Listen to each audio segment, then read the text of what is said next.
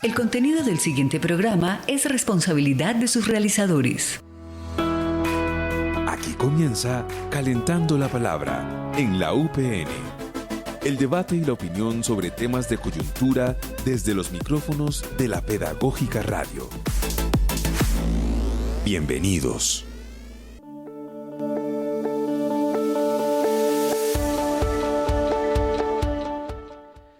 La persecución y la criminalización de las diferentes expresiones de la protesta política y social se ha constituido en una práctica sistemática de las élites políticas contra sectores sociales críticos de las políticas de turno. Esta criminalización y persecución se engrana desde la idea del enemigo interno, estigmatizando opositores de sectores campesinos, indígenas, afrodescendientes, líderes sociales y sindicales que se han puesto como blanco del accionar represivo del Estado. Las universidades públicas no han estado exentas de esta dinámica. Las detenciones de estudiantes, profesores, los montajes judiciales que recayeron en muchos de ellos acusados de ser miembros de las insurgencias y presentados ante los medios de comunicación como parte de las estructuras armadas dan cuenta de la persecución a quienes lideran procesos sociales, sindicales y estudiantiles en las universidades. Una de las expresiones de este ejercicio de estigmatización y criminalización radica en la forma como el Estado colombiano ha dado tratamiento a la protesta social. No desde la capacidad política de discutir con quienes plantean algún desacuerdo o inconformidad, sino haciendo uso de la represión como única posibilidad de relacionamiento con las demandas sociales.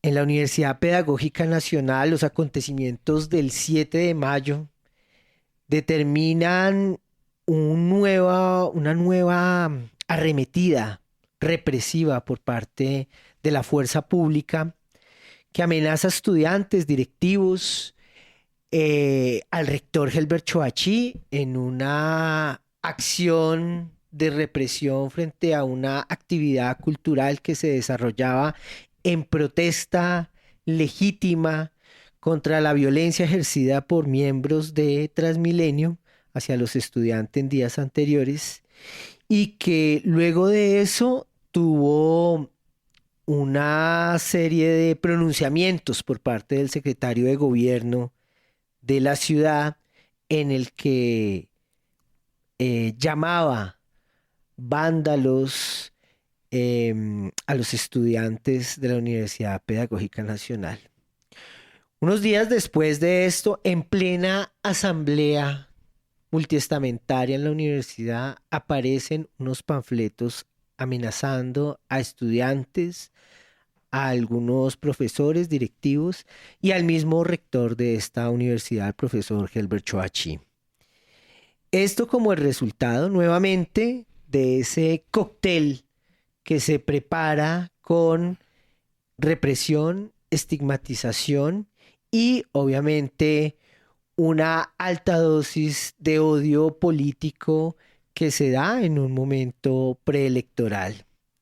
Para hablar de esto, el día de hoy hemos invitado al profesor Miguel Ángel Beltrán de la Universidad Nacional de Colombia, que ha trabajado de manera amplia este tema de la criminalización y la persecución a las universidades públicas, pero sobre todo a miembros de estas comunidades educativas.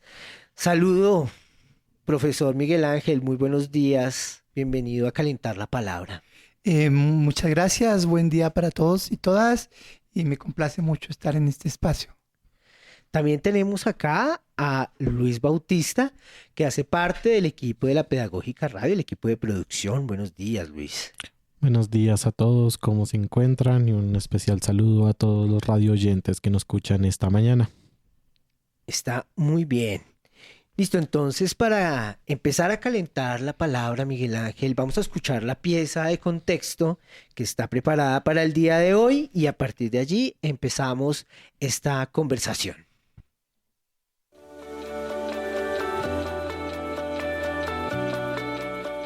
Estás en modo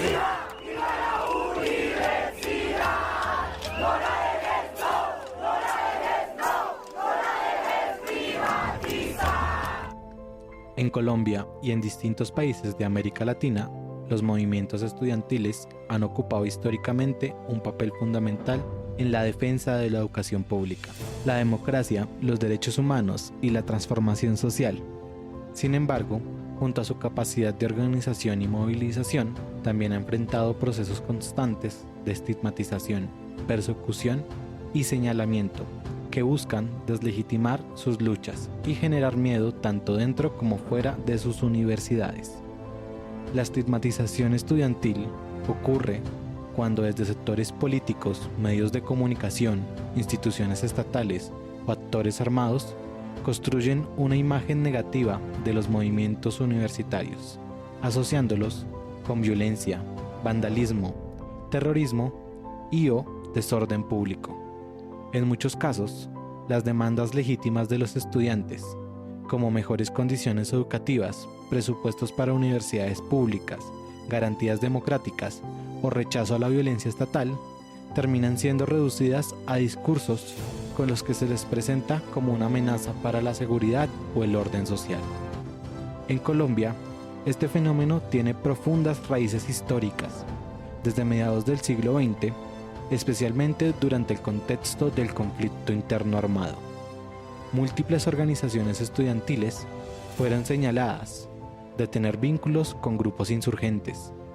Esa narrativa provocó persecuciones, judicializaciones arbitrarias, seguimientos ilegales y, en los casos más graves, desapariciones y asesinatos de líderes universitarios. Durante décadas, ser dirigente estudiantil o participar activamente en una protesta podía convertirse en un factor de riesgo. Diversos movimientos universitarios han denunciado que el señalamiento constante genera un ámbito hostil dentro y fuera de las instituciones educativas.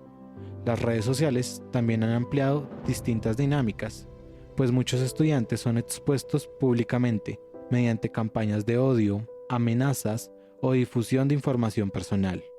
Esto afecta no solo a la seguridad física de quienes participan en procesos organizativos, sino también a su salud mental y su vida académica.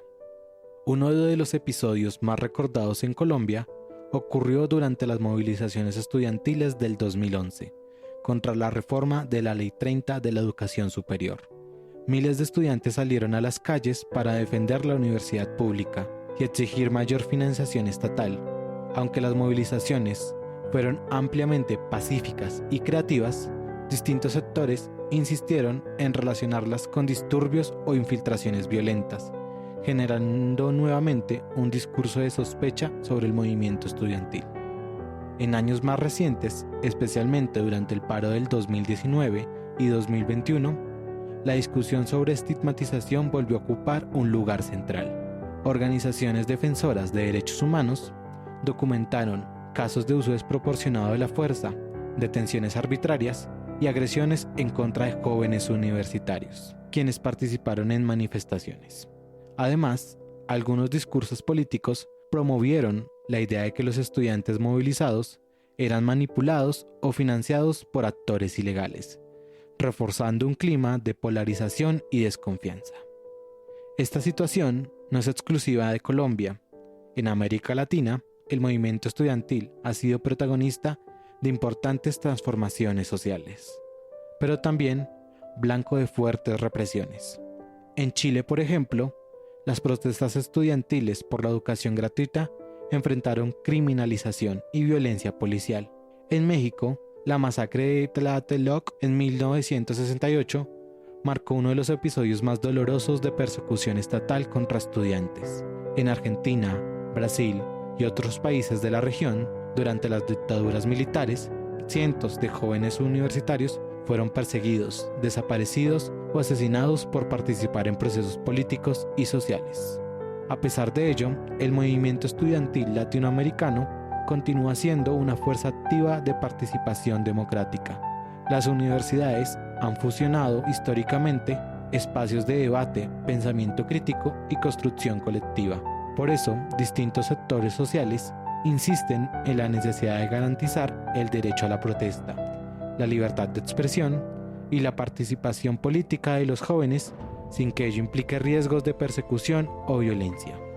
Hablar hoy de estigmatización estudiantil implica reconocer la defensa de la educación pública y de la movilización social, en donde surge como una discusión sobre democracia, derechos humanos y garantías para la participación ciudadana.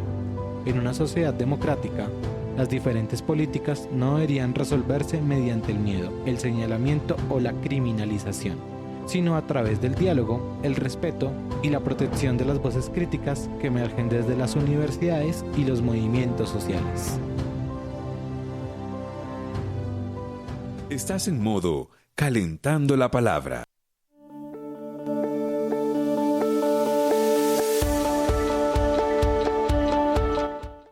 Antes de que nos olviden, dicen los Caifanes, para traer a la memoria ese acontecimiento del 2 de octubre en Tlatelolco, la masacre de un grupo de estudiantes también en una acción sin precedentes, también de estigmatización, de persecución y de aniquilamiento del pensamiento crítico y del movimiento estudiantil en México. Pero bueno, vamos a empezar esta conversación con Miguel Ángel Beltrán a propósito de una serie de reflexiones académicas que Miguel Ángel ha venido haciendo en torno justamente al tema que nos planteamos hoy. Pero además con una motivación personal particular, que es justamente que Miguel Ángel ha sido objeto de persecución y de criminalización como maestro, como académico, como intelectual en este país. Entonces, pues lo primero que quisiera, Miguel Ángel, es que nos contaras también de estas motivaciones particulares para hablar y para acercarse de manera científica a este tema de la represión y de la criminalización en las universidades. Sí, gracias Alejandro. Justamente tú estabas mencionando el 2 de octubre como una fecha simbólica, y ahora justo me acordaba que el 16 de mayo También se conmemora otra fecha importante que la viví como estudiante, ¿no? Yo hice parte también en ese proceso de vivir cómo fue la represión en esos años. Entonces, como estudiante viví la represión porque además estuve preso también en aquellos años siendo estudiante de sociología y posteriormente como docente. Entonces, eso me ha motivado y me ha permitido también aproximarme a esta problemática, además porque muchos de mis estudiantes y muchas de mis estudiantes han sido objeto de estas persecuciones, y eso es una motivación para trabajar una temática que desafortunadamente la academia está muy marginalmente abordada. sí, quisiéramos que en este programa, bueno, lo que anunciamos en este ejercicio del día de hoy, es que vamos a hacer un ciclo de programas sobre estos temas para darle un tratamiento amplio y analítico a este fenómeno que nos proponemos iniciar el día de hoy. Y en ese sentido, quisiera que este primer programa pudiéramos abordar, Miguel Ángel, de manera histórica, qué ha significado eso de la persecución y la criminalización de la universidad pública, particularmente, aunque no es solamente la universidad pública en el caso nuestro, sino ha habido importantes intelectuales de universidades privadas también muy comprometidos con el pensamiento crítico y con la realidad del país, que han sido objeto de criminalización e incluso de asesinato. Pero entonces la idea sería que en este primer momento pudiéramos dar cuenta un poco de eso. Y para arrancar es la pregunta sería, ¿por qué la universidad termina siendo un blanco de la persecución estatal? Sí, fundamentalmente tenemos que tener en cuenta las características que tiene la universidad, la naturaleza. Y creo que el movimiento de Córdoba marca un punto de inflexión muy importante, en 1918, en cuanto se define una universidad como generadora de pensamiento crítico, una universidad donde se ejerce el libre pensamiento. Y digamos que ese hecho de la universidad ser un centro de producción de pensamiento crítico, de confrontar el statu quo, ha hecho que sea objeto también de esa persecución. Y también porque si nosotros vemos, uno, en las dictaduras que se vivieron, que ha vivido América Latina, el estudiantado juega un papel muy importante, fundamental, cuestionar, denunciar y confrontar estas dictaduras. Y por eso el primer objeto que tienen estos gobiernos autoritarios es el cierre de las universidades, es la militarización del campus, y eso se repite para toda América Latina. En el caso colombiano hay un ingrediente que uno puede auscultar, digamos, desde finales del siglo XIX en Colombia, que es la presencia de la religión y de la influencia de la Iglesia Católica. Yo en mis investigaciones he revisado, por ejemplo, desde aquellos años, cómo la Iglesia descalificaba las marchas estudiantiles, decían que eran espacios orgiásticos, que eran espacios del mal, y desde allí esa valoración moral que después se transmite a lo político, pues ha sido casi de manera continua. Entonces uno podría señalar que efectivamente la universidad, con variaciones, por supuesto, de acuerdo a las coyunturas, pero que de manera sistemática se ha atacado a la comunidad universitaria y particularmente al estudiantado crítico y al profesorado crítico.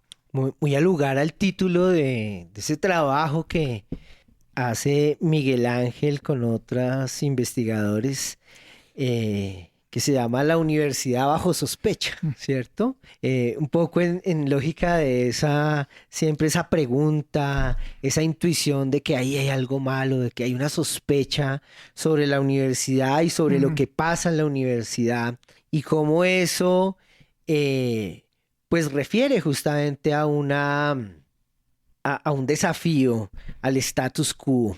Pero tal vez para ir arrancando esta retrospectiva sobre la persecución a la universidad, pues tendremos que remontarnos al asesinato de ese estudiante Gonzalo Bravo Pérez en 1929, que además inaugura, ¿no?, tal vez un ciclo de violencias contra el estudiantado y contra las universidades en Colombia, que empieza a marcar un hito. Es como hay un hito porque además ahí se empieza a conmemorar el 8 y 9 de junio como el Día del Estudiante. Luego en 1954, bajo el gobierno de Rojas Pinilla, pues el asesinato de otros estudiantes que estaban justamente conmemorando la muerte de Bravo Pérez, y que termina también dando cuenta un poco de la manera como el Estado de manera reiterativa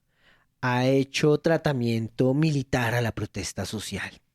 ¿Qué habría para decir frente a esos primeros años en los que se empiezan a dar estas manifestaciones de la violencia estatal contra las universidades? Sí, tú citabas allí un momento de quiebre importante que fue el 7 de junio, que es herido Gonzalo Bravo Pérez, que muere el 8 de junio, y por eso se conmemora el Día del Estudiante Caído. Los estudiantes estaban protestando contra la corrupción municipal, contra la llamada rosca municipal, pero además denunciando la masacre de las bananeras, ¿no?, que había ocurrido unos meses antes, en el diciembre del 28, y la respuesta fue las caballerías, ¿no?, que en ese momento quien había dirigido la masacre de las bananeras era el que estaba al mando de estas guardias, ¿no? Porque aquí en este país, quien comete masacres va aumentando su hoja de vida y lo van ascendiendo. Y después 25 años, aunque en el Inter también hubo otro estudiante asesinado, un estudiante de secundaria, en el 54 marca otro punto, porque allí está Uriel Gutiérrez que muere ese 8 de junio y el 9 de junio, cuando estaban protestando los estudiantes por esa muerte, pues son asesinados ahí a la altura de la 7ª con Jiménez, por un batallón que se dirigía a Corea, ¿no? Y aquí se viene como la conexión internacional. Habría que señalar como un punto de quiebre Rojas Pinilla, porque digamos que hasta el 57 que estuvo Rojas Pinilla, el movimiento estudiantil estuvo controlado por liberales y conservadores. Y fundamentalmente el movimiento que era perseguido, el que tenía influencia, los liberales, ¿sí? Pero ya en el 57, 58, cuando el movimiento estudiantil empieza a generar sus propias organizaciones, cuando América Latina vive todo un proceso de la Revolución Cubana, de este ejemplo, ya se va configurando y sofisticando esta represión. Entonces aparece ya muy claramente lo que se conoce como la doctrina de la seguridad nacional. En esa doctrina de la seguridad nacional se definen unos enemigos internos. Tú muy bien lo señalabas, movimiento social, el sindicalista, el campesino, era considerado enemigo simplemente por protestar, y el movimiento estudiantil pasa también a ser una parte importante de ese enemigo interno. Y a partir de ahí, digamos, lo que vamos a ver, y si uno revisa todas estas fechas del 8 de junio, generalmente en estos 8 de junio y 9 de junio ha habido asesinatos de estudiantes, ¿no?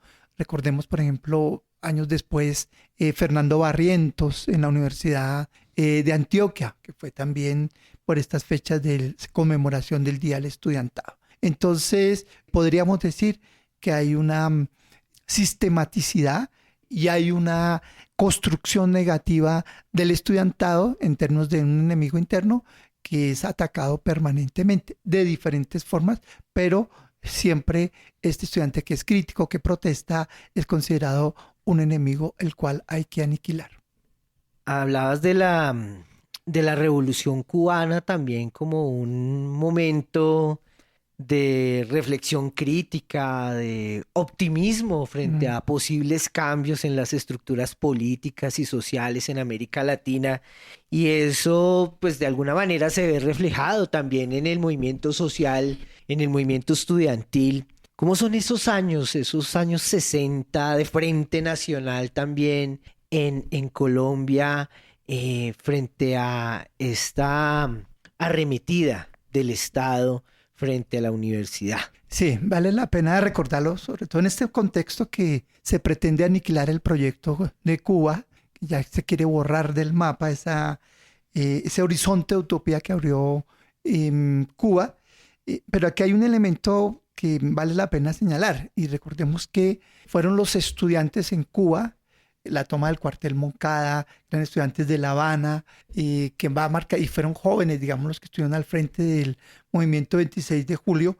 Entonces eso va a proyectarse, no va a determinar, pero va a alimentar, digamos, la posibilidad de la utopía. Y en un contexto como el colombiano de Frente Nacional, que se presentó como una supuesta fórmula para acabar la mal llamada violencia bipartidista, porque en realidad eso fue un genocidio contra las bases populares del gaitanismo. Entonces el Frente Nacional pues cierra todas las posibilidades de protesta, de oposición, simplemente eran liberales o conservadores, tenían cabida allí. Y el estudiantado marca un punto importantísimo en las protestas. La Federación Universitaria Nacional, la FUN, y también la otra central que tiene una influencia muy importante de la Juventud Comunista. Entonces son dos proyectos ahí que están politizados y asumen el estudiantado como un agente de transformación. Destacaría mucho de estos años 60 es el vínculo que hoy se ha perdido desafortunadamente, bueno, por múltiples razones, pero entre lo social, ¿no? Eran estudiantes, era un movimiento estudiantil antiimperialista, un movimiento estudiantil que denunciaba lo que estaba pasando fuera, que se solidarizaba con las luchas sociales en el país. Y por eso esa gran represión que va a tener, incluso bajo el gobierno de Carlos Lleras Restrepo, que en la Universidad Nacional concretamente militarizó, le quitó la personería jurídica a la Federación Universitaria. Y esto generó una radicalización del movimiento estudiantil. Yo creo que esos años 60 y 70 son muy importantes en términos de experiencias y de riqueza de la resistencia y la movilización estudiantil en Colombia. Sí, ¿cómo se da en esos años y bueno, y posteriormente también, que pensaba como en los años de Turbay y el Estatuto de Seguridad como un mecanismo de represión estatal muy fuerte a distintos sectores de oposición, en el que, bueno, digamos como que las detenciones arbitrarias, la tortura se legalizaban, por decirlo de alguna manera, se institucionalizaban, y ahí también el movimiento universitario entra a jugar, ¿no? Entonces, como todo esto que mencionas de este entusiasmo y estas utopías vibrantes que están en los años 60 a flor de piel, en lógica de una posibilidad de transformación también desde los movimientos estudiantiles y desde las universidades mismas, como, digamos, hay una respuesta también del Estado frente a este activismo que se va promoviendo en estos años de mucha confluencia política. Sí, porque justamente en los años 70 hay unos episodios muy importantes del movimiento estudiantil, que fue la lucha por la reforma educativa y el cogobierno, ¿no? Que se logra incluso en algunas universidades, una mayor participación, una mayor autonomía. Recordemos también el paro del 77, el 14 de septiembre del 77, que fue fundamental la movilización también estudiantil, donde fueron asesinados estudiantes no solo universitarios, sino estudiantes de secundaria y de primaria. Entonces son momentos críticos y diría que el Estatuto de Seguridad se convierte como en ese mecanismo para detener ese avance tan importante que ha tenido el movimiento social. Y se detiene no porque antes no lo hiciera, sino que ya se institucionaliza una serie de prácticas, como tú bien señalabas, la tortura. La tortura fue una práctica pues aplicada desde la Brigada de Institutos Militares, Miguel Vega Uribe, Camacho Leiva, todos ellos justificaban la tortura y efectivamente hubo una aplicación de la tortura, pero también vienen otros procedimientos allí, como era el encarcelamiento, los consejos verbales de guerra, donde civiles y muchos estudiantes pasaron y fueron objeto de estos juicios orales por parte de militares que no tenían ninguna garantía para, digamos, a través de ese estatuto, silenciar pues un actor tan importante como era el movimiento estudiantil. Entonces, fueron centenares de estudiantes que tuvieron que vivir toda esta represión en el contexto del Estatuto de Seguridad. Sí, los años 70 además empezaron también a marcar una estigmatización sobre los maestros, los profesores, ¿no? El caso del profesor y abogado Alberto Alaba Montenegro, o el médico profesor también Leonardo Betancourt Taborda, que fue encarcelado en la cárcel de Bellavista, y luego posteriormente, en el caso de los dos, ¿no? Los dos son retenidos después de no poder comprobarles ningún vínculo con los grupos armados, que es un poco la excusa con la que generalmente se encarcelan a los maestros y a los estudiantes de las universidades. Salen libres y terminan asesinados. También eso se vuelve un modus operandi con distintos académicos, intelectuales prestigiosos, ¿no? Incluso el mismo Orlando Falsborda y su esposa María Cristina Salazar estuvieron pues increpados. María Cristina estuvo en El Buen Pastor 15 meses, sí. Unos meses, sí, y luego también pues salió porque no había manera de vincularla en su momento. Lo hablábamos con Alfonso Torres en algún programa, los vinculaba con el M-19, ¿cierto? Entonces, como esa persecución ya no solamente estaba dirigida al movimiento estudiantil, sino también el pensamiento crítico que estaba fundamentado en algunos maestros también. En el libro de ustedes hacían una referencia también a Antonio García Noza, como uno de los primeros intelectuales que, estando en la Universidad Nacional, años antes seguramente, se manifestaba contra la estigmatización de los estudiantes y también apoyaba las protestas estudiantiles y por ello fue destituido también, ¿no? Entonces, como también, digamos, la persecución va en distintas direcciones. Una que tiene que ver con el asesinato de estudiantes bajo la idea de la represión en la protesta social, pero también el encarcelamiento, la tortura y el acecho también a los maestros y maestras, ¿no? Y luego también a los líderes sindicales, ¿no? Tal vez años después, en los años 80, ese fenómeno se va transformando, ¿no? Se va transformando.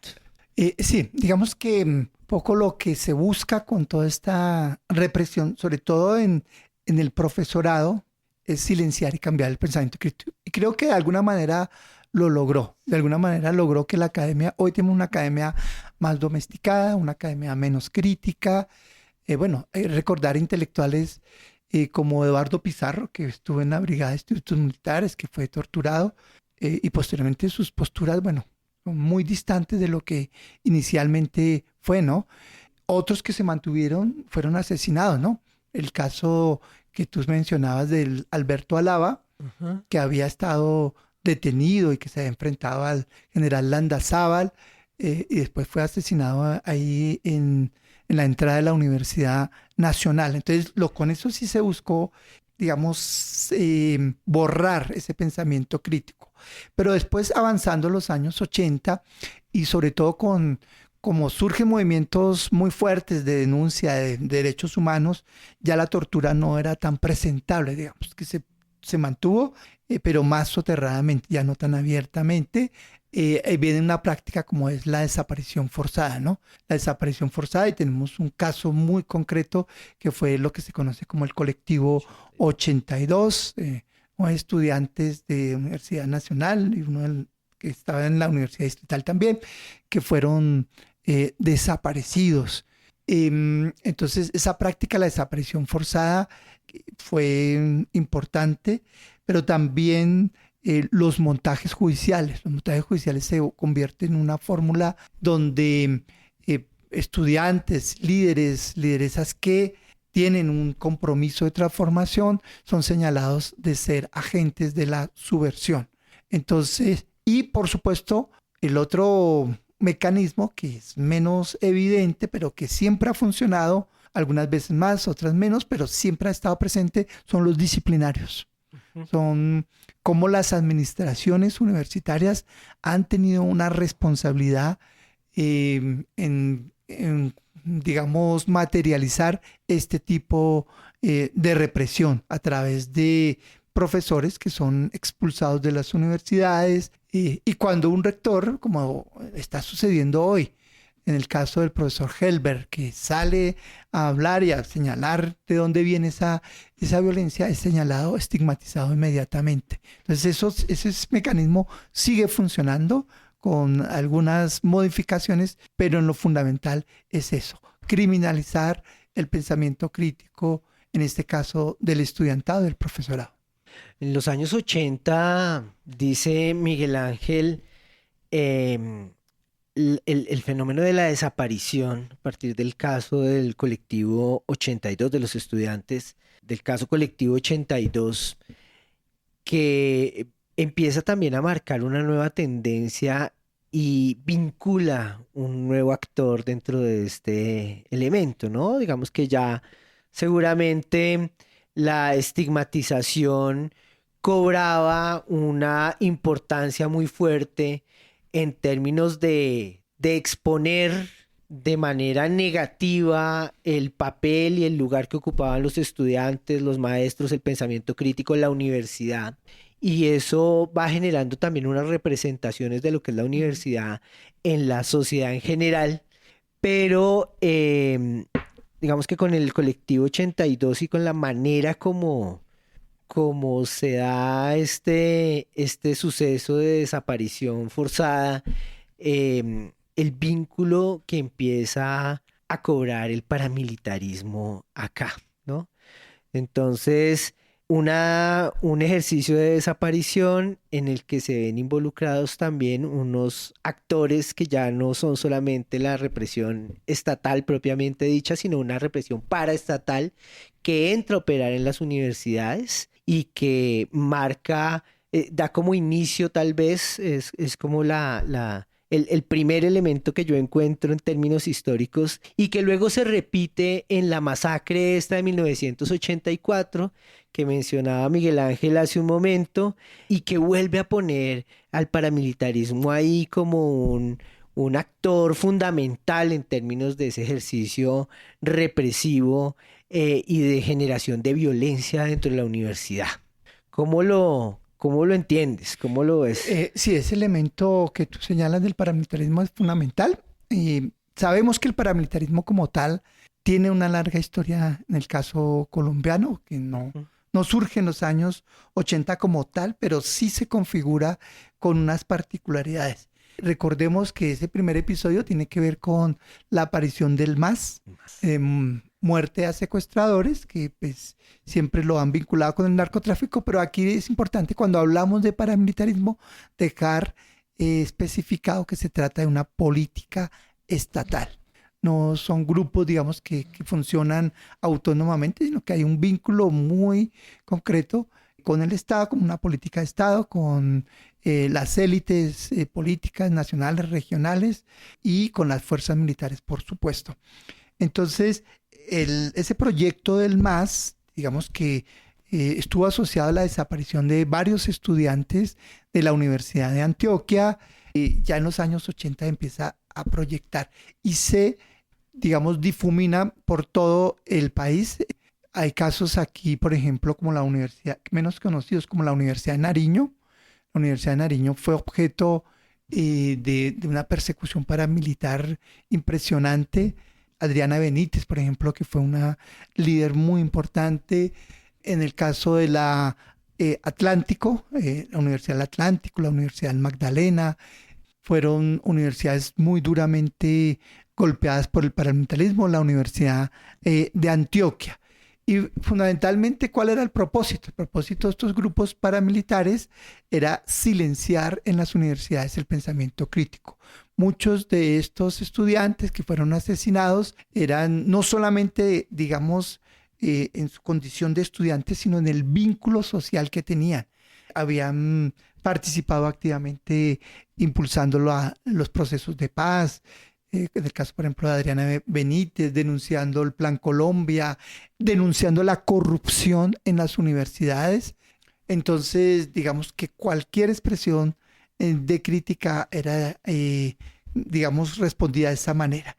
Y ahí el paramilitarismo no solamente, digamos, se infiltró en las universidades, sino que llegó a ocupar puestos importantes. O sea, hubo rectores que eran paramilitares, que eran colocados por los paramilitares, y profesores que estuvieron vínculos con el paramilitarismo directamente, ¿no?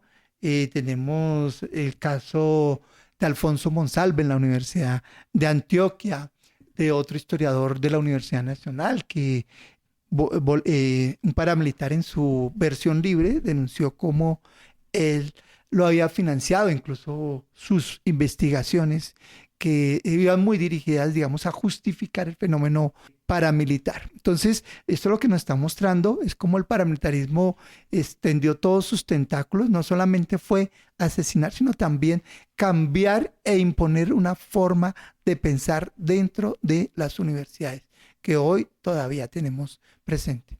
Sí.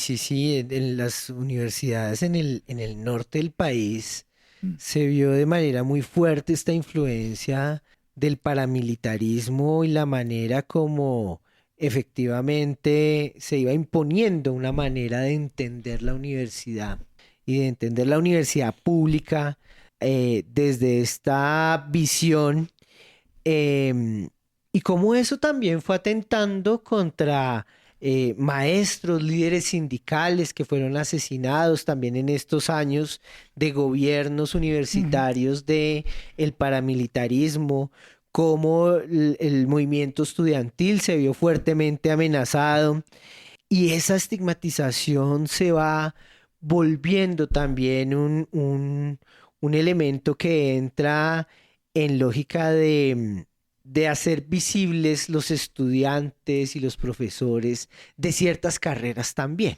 ¿cierto? Entonces la gente, por ejemplo, en la Universidad de Antioquia, la Facultad de Medicina y cómo los profesores que estaban asociados también a una reflexión sobre la salud pública, sobre la comprensión también de los derechos humanos. Me refiero a Héctor Abad Gómez, por ejemplo, o las facultades de Sociología en el caso de la Universidad Nacional, cómo se van volviendo el punto del estigma más fuerte en las universidades públicas, ¿cierto? Como que empieza a generarse justamente unas justificaciones de la violencia en términos de que hay unas carreras que fueran muy amenazantes al modo de pensar del status quo.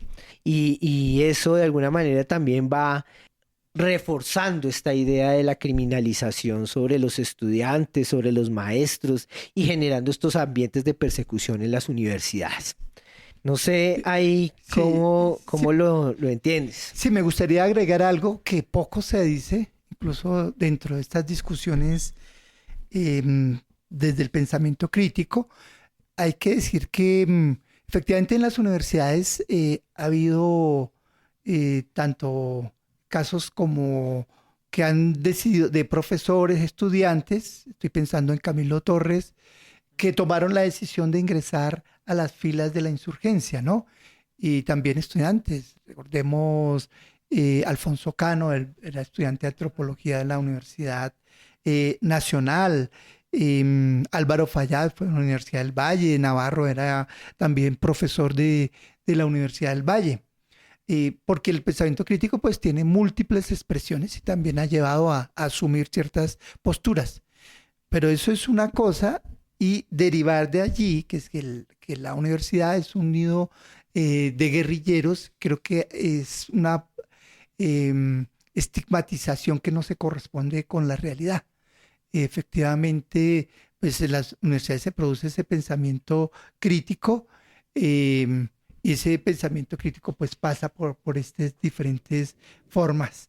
Pero lo que se busca con esta construcción negativa de esa otredad del estudiantado es fácilmente abrirle el paso para que sea golpeado el movimiento estudiantil. Uribe lo hizo en múltiples ocasiones, señalando que los profesores y estudiantes éramos simpatizantes o incluso militantes de estas organizaciones. Y aquí quiero destacar otro elemento importante, porque no es solamente lo que busca esto es, digamos, anular a la persona que es señalada y, digamos, aniquilar, sino sobre todo el mensaje que le manda a la comunidad universitaria. Es eso, es generar el miedo y el terror. Yo no puedo decir eso porque es que si digo eso me van a acusar de que yo soy simpatizante o porque yo tengo un argumento donde digo que la protesta no solamente es pacífica. Entonces inmediatamente viene el señalamiento. La universidad es un espacio plural en donde hay diferentes posturas, donde el diálogo debe ser pluralista, debe ser como una condición sine qua non. Entonces, lo que se busca con esto es coartar la libertad de pensamiento, coartar la libertad de cátedra y propiciar un clima donde el estudiantado se vuelve, digamos, entre comillas, un objetivo legítimo. Sí, profe, también pues en relación a lo que hablamos hoy sobre universidades y estigmatización, quisiera saber si de pronto dentro de su bagaje como sociólogo, como profesor de la Universidad Nacional, tendría como conocimiento en cómo se estigmatiza a estudiantes pero de universidades privadas. la conversación pues ha girado en torno, y pues tenemos documentación en torno a universidades públicas, que son como el enemigo legítimo o el enemigo el cual es más visible, pero pues de pronto en su bagaje sí hay vestigios de cómo se criminaliza, pero en otras universidades del país. Sí, ciertamente creo que ese es un punto que se ha investigado menos, pero que creo que es muy importante tenerlo en cuenta. En primer lugar, porque estas manifestaciones, digamos, si uno va a los años 50 y 60, las universidades públicas y privadas iban de la mano. La marcha que se hizo el 9 de junio, cuando asesinan a Uriel Gutiérrez, ahí estaba la Universidad del Rosario, estaba la Universidad Javeriana, estaban varias universidades. Y fueron universidades que jugaron un papel crítico importante. Te doy un nombre, por ejemplo, Jorge Enrique Useche. Jorge Enrique Useche fue uno de los primeros estudiantes universitarios asesinados durante el Frente Nacional. Él era estudiante de Jorge Tadeo Lozano. Posteriormente, bueno, otras universidades privadas como la Universidad Libre fue en algún momento mucho más señalada que la misma Universidad Nacional. ¿Qué es lo que ha pasado allí? Digamos que como han sido universidades privadas, han sido más silenciadas, ¿no? Hay casos, o digamos que inmediatamente se borra cualquier nexo que exista entre ese estudiante y la universidad. Recuerdo, por ejemplo, estos estudiantes que murieron en una explosión, que fueron acusados en su momento de ser terroristas. Uno era estudiante, si no estoy mal, de la Universidad Libre. Bueno, conozco varios casos, digamos, de estudiantes, pero han sido tratados de manera como casi que subrepticia. No se les presenta el vínculo. No sé si es una política que tienen las universidades de inmediatamente desconocer o con los medios de comunicación tratar de que no se vean estos casos. Pero efectivamente hay que reconocer que las universidades privadas también han hecho un aporte importante. Y digamos que allí funciona el mecanismo de la expulsión, ¿no? Estudiante que medio crítico sale, se le cancela su matrícula y pues no hay posibilidades.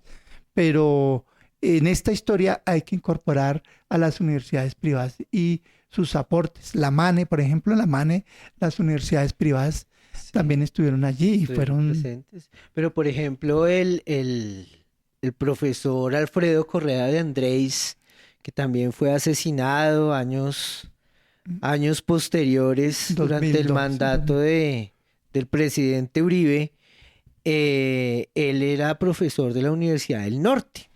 Era un sociólogo también muy destacado que estaba trabajando temas de investigación muy espinosos que tenían que ver con temas de reforma agraria, temas de desplazamiento, temas de narcotráfico en el norte del país, y eso también le puso.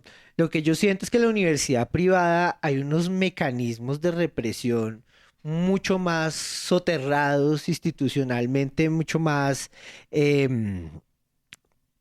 fuertes en términos de que digamos como que esta idea de la autonomía universitaria que hablábamos que viene de la reforma de Córdoba, en la universidad privada se ha utilizado de manera muy perversa, ¿no? Y entonces la autonomía no es la autonomía de las universidades, sino de las directivas de las universidades privadas para hacer lo que se les da la gana. Y en ese sentido, muchas veces esa autonomía se utiliza para restringir, por ejemplo, posibilidades del pensamiento crítico. Yo conozco compañeros, compañeras, profesores de ciertas universidades en las que no se puede proponer textos ni siquiera de Paulo Freire, ¿sí? Que no se puede leer a Paulo Freire, que les parece muy revolucionaria las ideas de Paulo Freire, y están vetados, ¿no? Hay lecturas que son vetadas en ciertas universidades.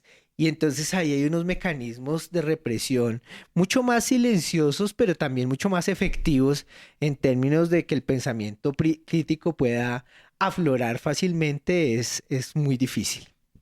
Y que no, digamos, esos mecanismos actúan, pero igual no han impedido que estudiantes se hayan expresado críticamente, ¿no? Sí, sí, Y, sí. y es parte como de esa historia que debemos recuperar.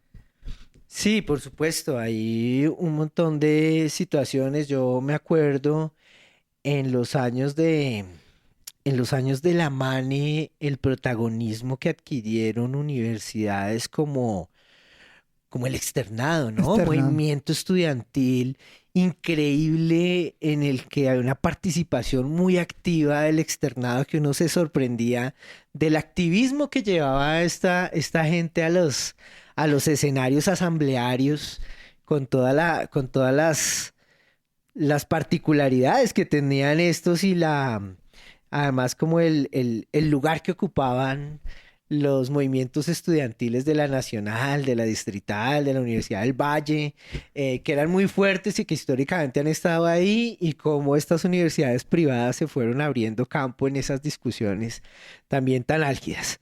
Bueno, se nos está agotando el tiempo para hablar. Yo quisiera que habláramos como de esto que ha pasado. Uy, nos quedó faltando bastante, ¿no? Como los años 90, de los 90 para acá, que además es como el momento, un momento de inflexión bien fuerte en términos también de la manera como em, el tema del neoliberalismo como política educativa también va jugando un papel fundamental en estas maneras de reducir el pensamiento crítico en la universidad.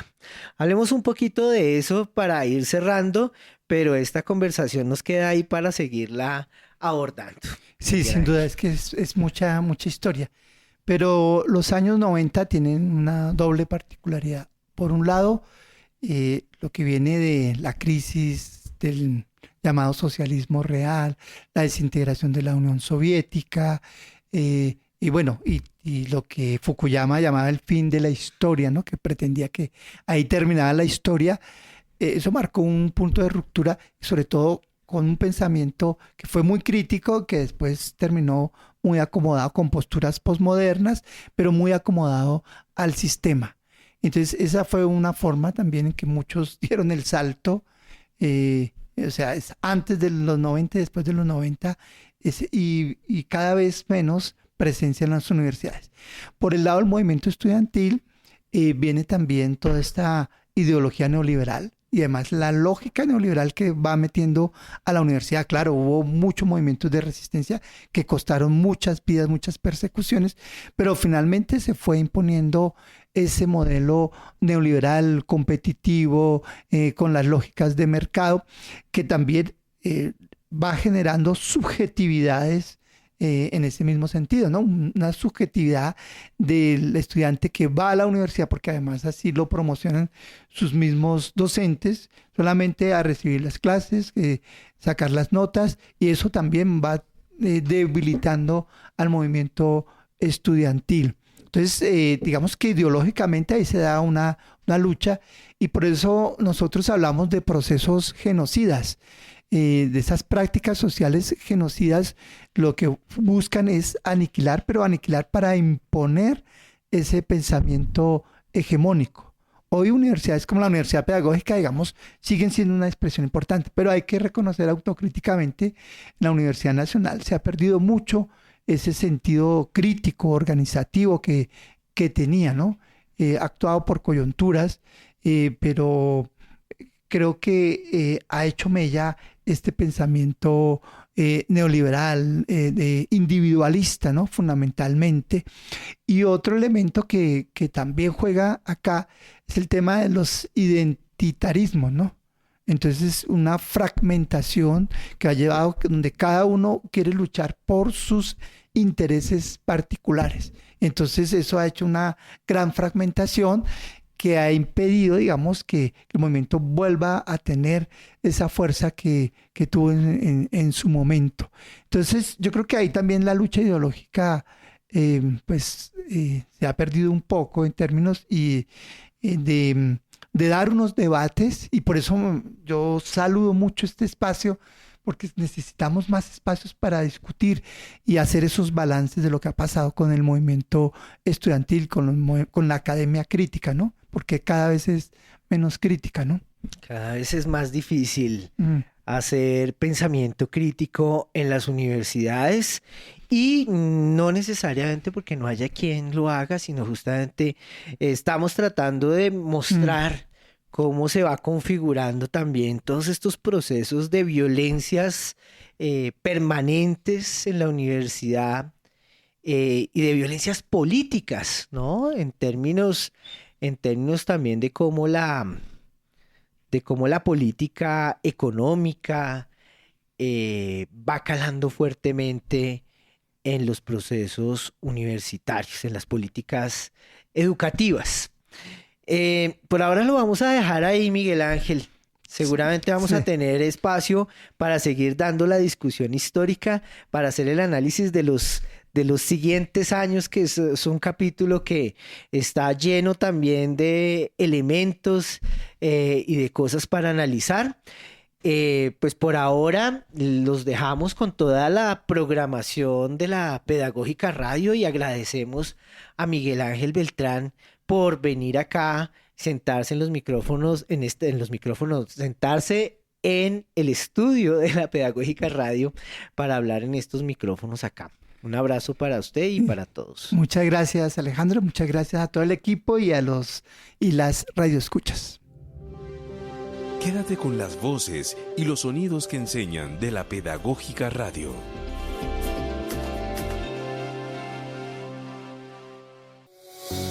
La Pedagógica Radio. 10 años tejiendo voces, construyendo saberes.